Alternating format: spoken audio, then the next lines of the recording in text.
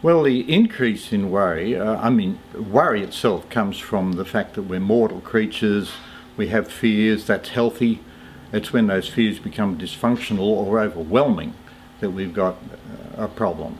So we do need to have fear, otherwise we get eaten by the saber-toothed tiger. But why the increase?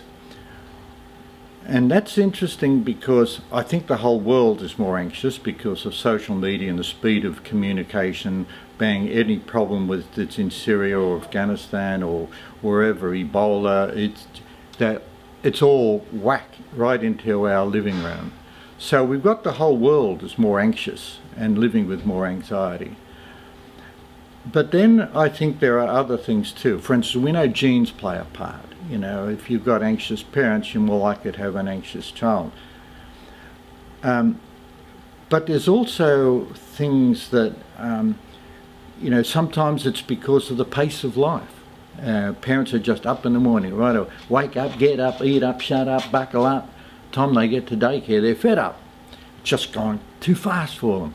So sometimes it's our lifestyle, sometimes it's the genes, sometimes it's our own modelling.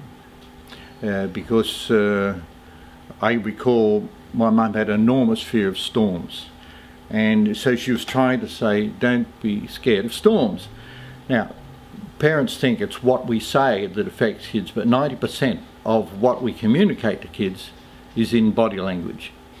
And my mother's telling me not to be scared of storms, and suddenly there was a crack of lightning, and she said, you know, she said, now you don't need to be scared of crack storms.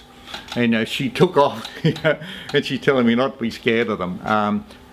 And you know, so we've got parental modelling, lifestyle, a pace of life, and I think just generally, this is quite an unusual one to say, but I think when we've got smaller families, we tend to be more, give more attention to those 1 or 2 children. We average 1.7.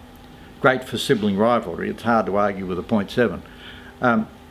But because of that, we tend to give them a lot more attention, and a lot of adult issues are sort of transposed down to children. In other words, they pick up a lot of our adult worries, whereas in bigger families, not only would they just be messing about with other kids, but if we had a problem, the kids would say, well, get over it.